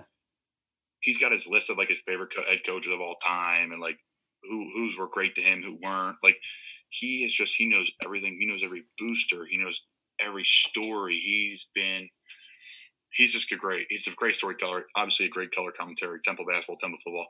So Harry's a guy definitely could help you with some of that. He's just a wealth of knowledge. I do want to talk to Harry. My dad has actually known Harry for years. They were either, and I should know this, they've known each other for years. They either went to St. Joe's Prep together, or they were in the seminary together for a year. My dad thought about becoming a priest for a year. Didn't. I guess if he did, I wouldn't be sitting here right now. So wouldn't be, John. Yeah. Colin, you want to stick around with us for the rest of the podcast? You have to cut out. You want to talk hoops with us? You got to get back out to running on the beach. I have to cut out, sadly. I don't blame you. I don't blame you. You've given us about an hour and 20 minutes of your time here. Love you for doing that. Really appreciate you being with us. Hopefully we can do this in the coming weeks too. We are going to try to catch up with PJ and some of these other guys in the league. Want to continue to bring you guys as much football coverage as possible. So Colin, thanks, buddy. Really, really appreciate you checking in with us. Love the stories. Loved hearing you. You're an honest man when you say one of your favorite stories in the NFL is being on all fours in a CVS looking for a laxative. I do not envy you being in that situation. No, and they're like, "Did you take a laxative?" I'm like, "Yes." They're like, Oh. That's the worst thing you could have taken before the surgery. I'm like, okay, so I had to take like different pain meds or whatever. It makes your blood thinner. I don't even know what it was, but they weren't happy with me that I took the laxative. So, Colin, if Kyle had stayed on the podcast here, he could have told you about the time that we were on our way down to the Houston game, and I would never tell the story in its entirety because it's so embarrassing. We were on the flight down to cover that Houston game, and I decided to eat a buffalo chicken sandwich at I forget Chickies where. and Pete's. Yes, Chickies and Pete's. Thank you, Graham. Had a beer. Oh, I know the story. And Kyle's like, "What are you doing? What are you doing? What are you doing?" And I had a very, very close call on the plane. They were yelling at me because I ran to the bathroom while we were still ascending into the air. That seemed horrifying to me, and I can't imagine being like at a CVS and being rushed to a facility and just. I don't know. That sounds pretty bad. Did it come up the front or the back? What? Did you vomit? No. Had to go to the bathroom. Okay. I remember talking to Kyle and saying, I was like sweating. I was like, I have to go to the bathroom. He's like, you can't. If you go and you run to the bathroom, they're going to an air marshal's going to come out and get you. We were like, and they were like, the guy's like, we got 6 planes ahead of us. I'm like, oh my God. And I remember saying to Kyle, say something to distract me. He goes, do you think Kenneth Farrow, do you remember him at running back that Houston had? I don't know why I remember this. He goes, you think Kenneth Farrow played tomorrow? I'm like, shut the hell up. He goes, you're nuts. You're nuts. And so I barely made it. I was horrified. So I can't imagine being just bent over at a CVS and just needing to be in an Uber and rush to a team facility. So we got to put up the video of, I think it's is it White Chicks, where the guy's in the bathroom and he's just uncontrollably going. So I'll put that up, John. Or the scene. Did you ever see Bridesmaids? I have. I don't know it as well though. There's the scene where they're at the dress shop and everybody gets food poisoning. Very funny scene. I don't know it that well. My girlfriend's not going to be happy. We have now completely just taken this podcast in a different direction, and I apologize. Temple Hoops, baby. Temple Hoops. Wildwood Catholic. That kid's a stud. Jaleel White? Yeah, he's a stud. Everyone from Cape May, I've spent a lot of time down there. I'm going to be coaching football down there, and they all love him. There you go. Colin Thompson leaning in on basketball as well. All right, buddy. I appreciate it. Thanks so much for joining us. I appreciate it. Great Colin Thompson with us again. We will talk to you soon, buddy. See you, boys. Thanks for having me on as always. Thank you, Colin. Appreciate it. Thank you. See you, Colin. All right. So big thank you again to Colin for joining us. Always entertaining. Sorry for getting off track there with the stomach stories, but it is what it is. We're all going back deep into the archives to tell embarrassing stories about ourselves. We said at the beginning of the show, before we got into a lot of football with Colin, that there was basketball to get into. Colin primed things here, talking about Jaleel White. We'll talk about him in a little bit as we talk about this Temple basketball team. So yesterday, Aaron McKie and Quinton Rose were made available to a handful of reporters, just talking about how this season was cut short due to the COVID-19 outbreak. Again, you guys know by now that they were down in Fort Worth, set to play the tournament, and before they could even get to the arena, the whole thing was called off. We know that the whole country is just quarantining. We know what everyone's going through right now. So they were made available to us yesterday to talk about this season, the ups and downs of it. Sam Cohn, you were on that call. I was on that call. Sam has a really good story up on the site right now with stuff from Quinton Rose, stuff with Aaron McKie, talking about what went right, what didn't go right, what's ahead for this team next year. Again, we've talked about there's so many unanswered questions moving forward. Sam, before we play a couple of clips of Aaron and Quinton Rose talking from yesterday, what are your general impressions of just being on that call, Aaron evaluating himself, talking about the year? What did you think of just the interview session and just Aaron's take on the season, and anything that he had to say, anything that Q had to say? I guess just starting on the Aaron McKie side, he had a lot of good stuff. I mean, it was interesting to hear from both of them about just their experience going through the conference tournament getting canceled and kind of what that was like for them both as a team and then trying to get home. But Aaron McKie said it best. I mean, he really didn't have any answers. As a guy who's been around basketball for so long, he hasn't seen anything like this. He didn't know what to do. His number one priority, he said it over and over again, was safety and was getting his guys home. But you hear him talk a little bit about this is going to be an interesting summer for them. And as a first-year head coach going into his first offseason, going through recruiting, going through so many decisions to make about this team moving forward, hearing him talk about all that, but also having to do that over the phone, over calls. It's going to be a tough one for him. It's going to be a challenge, but he's definitely stepping up to that challenge. And I think he's looking forward to what comes next. He said he learned a lot from himself about the season and just like having patience and dealing with teaching young kids about basketball. And I think one quote I used in my story was about how he realized that you're going to tell kids things, you're going to teach them things about basketball and about life, and you want them to just pick it up right away and take everything in. But that's not always the case. You got to be patient with the team. You got to be patient with himself. You got to be patient with all the guys around him to really be successful. So it was cool to hear him talk about what he's learned just through 1 year and what he can improve upon going into year 2. Quinton Rose gave a little bit about just about his journey of like what might come next of potential NBA roster spot and signing on an agent. And it stinks for him that he's not going to be able to get an in-person workout with NBA teams or NBA scouts just because of the whole coronavirus outbreak. But he's looking forward to what comes next for him and taking it a day at a time. All right, so we're going to play this clip. Again, this is part of yesterday's interview with Aaron McKie, and some of the reporters were able to talk to him.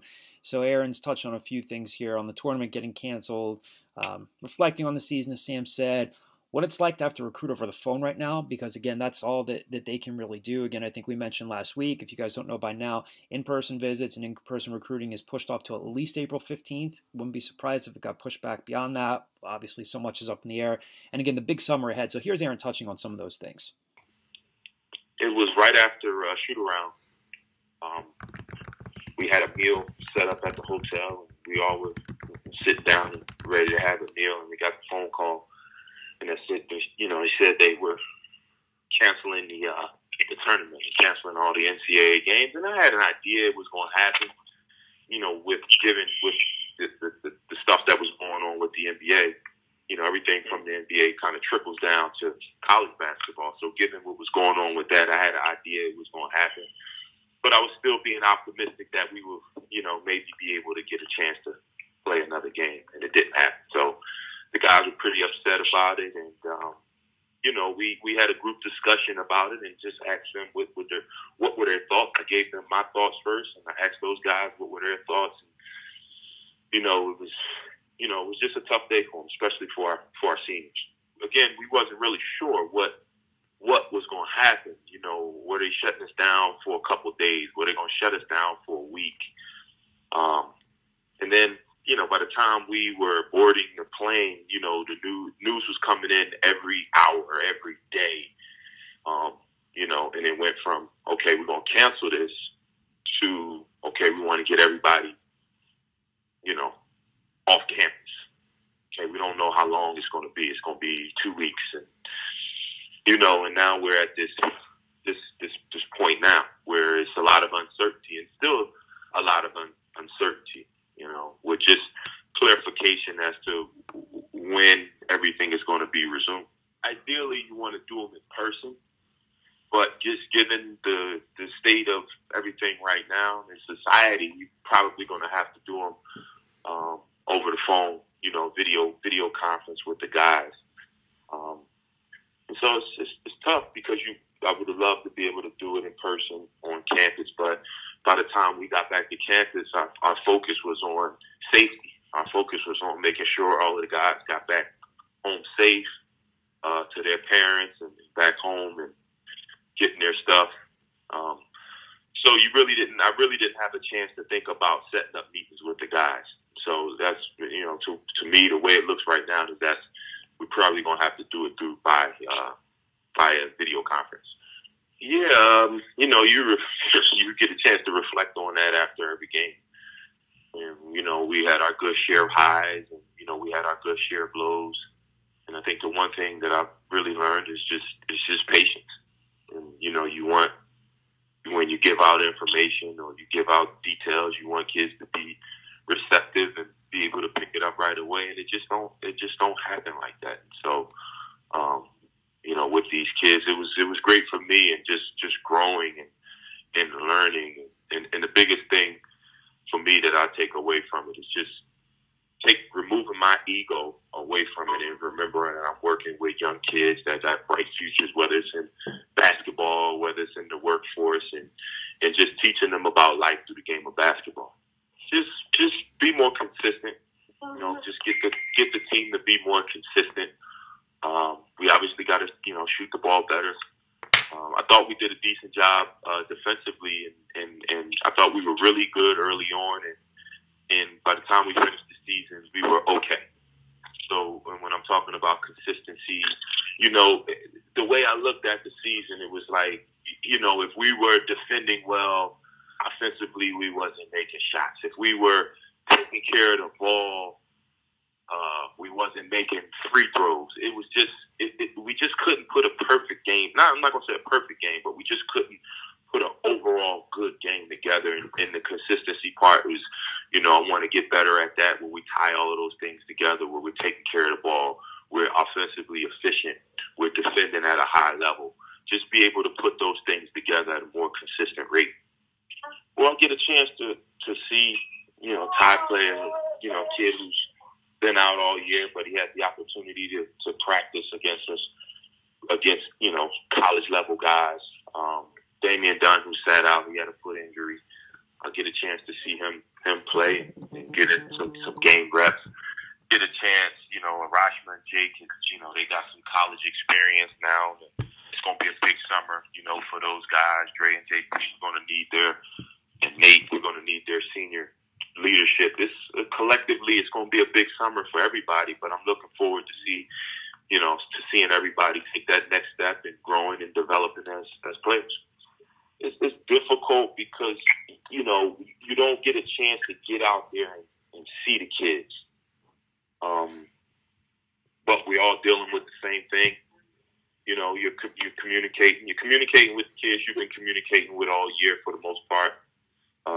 And that's pretty much what you're left with doing at this point. And you got to make the most of it. So we all have to do it. You know, it's no need for me to sit up here and kick and scream and complain about it. We all have to do it, and you just have to make the most of it.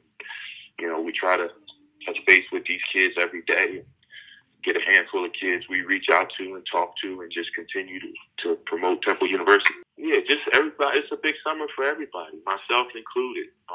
Just getting better, studying and watching a lot of film, and see how we could get these guys better individually, see how we can get better as a team, see how I can get better as a head coach.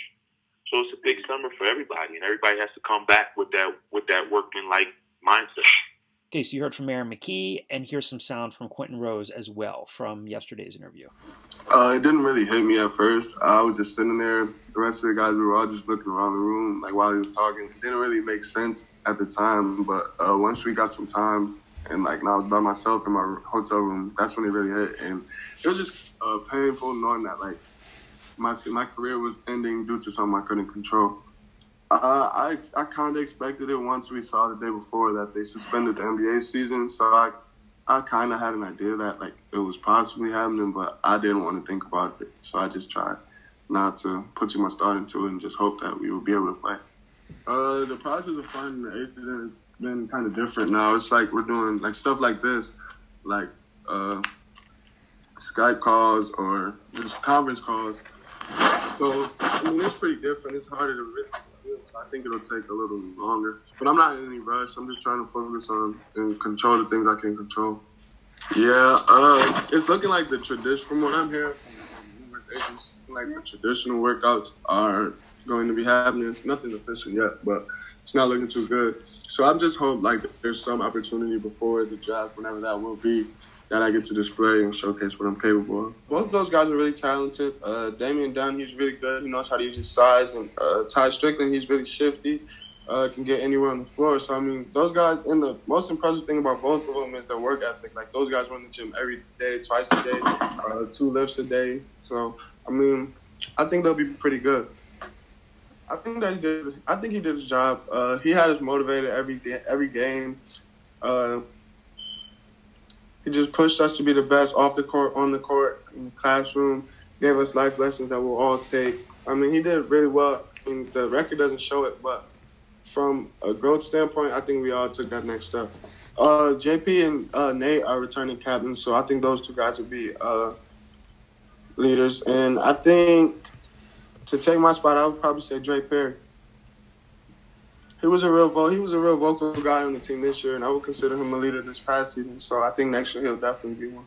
All right, and so in addition to talking about the current roster, again, there's a lot up in the air with, just looking ahead at this team, looking at what the roster makeup might be in between last week and this week. When we recorded last week, Nick Jourdain had not committed yet, right? So this is Correct. news between scoops, between podcasts, between scoops. I like that. Sounds like a cooking podcast.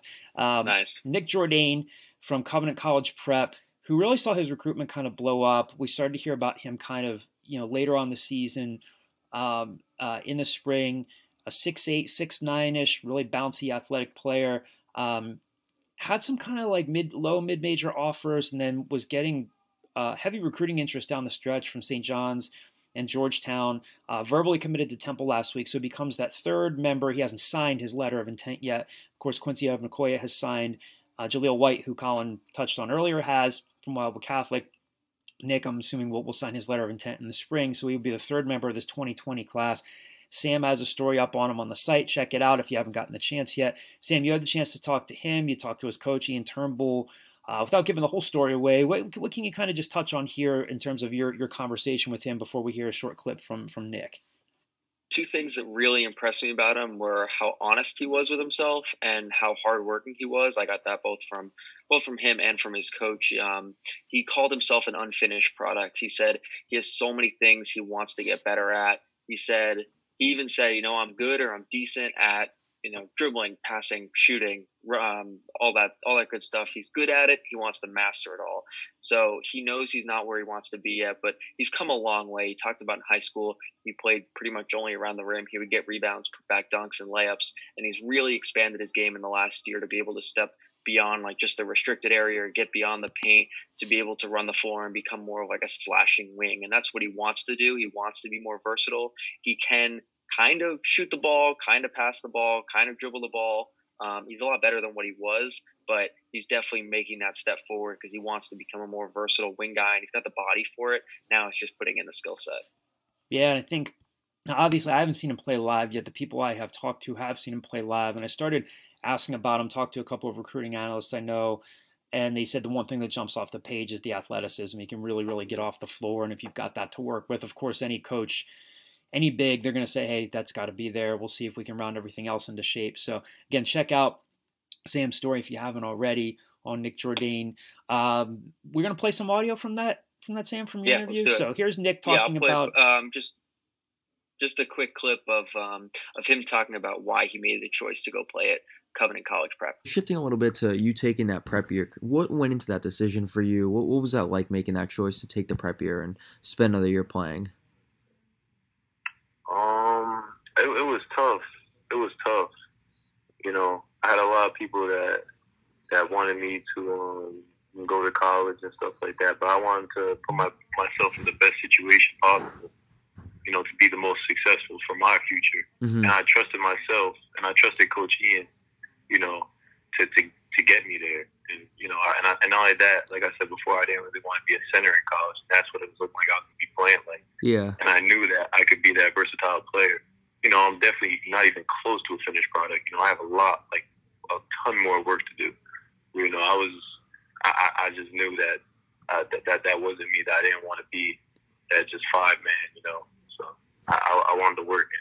All right, so in addition to Nick Jourdain committing, Temple's still in the mix for a couple other players. We've mentioned these guys on previous podcasts. Again, if you are an OwlScoop.com subscriber and you check out our basketball message board, these names are not new to you.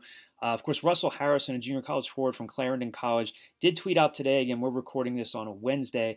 Tweeted out today that he has a decision coming soon. I'm hearing that he might announce a list of 5 schools. We'll see. Russell Harrison will be breaking that news. Temple is heavily involved there. Again, a 6'7" JUCO forward. I believe Oklahoma State's involved in his recruitment as well. So again, we've been asked about roster movement, roster spots. Could there be more coming? Well, they're looking at a couple of players. Russell Harrison's one of them. Temple's still involved there. And Sam Newman just told us here as we're recording the scoop that he should be talking to Brendan Barry tonight. Now, Brendan Barry's the potential grad transfer from Dartmouth. Hurt his hip back in September, Sam, right? And put his name into the portal shortly after that. He was in for the Villanova game. Again, if you guys follow I'll Scoop, you know that Temple had a ton of visitors in for that game. Brendan Barry was one of them, was able to visit because he is in the transfer portal. So, again, it looks like they're prioritizing. I mean, what program doesn't, but they're prioritizing shooting. He's one of the better three-point shooters in the entire country. So Sam is going to be talking to Brendan hopefully later tonight. So we could have a story soon on the site on Brendan Barry as a potential grad transfer that Temple's looking at. Got a few more basketball-related mailbag questions here. Another mailbag question from our friend Pat Egan from The Fanatic that is not basketball-related, but not quite as crazy as what he normally asks.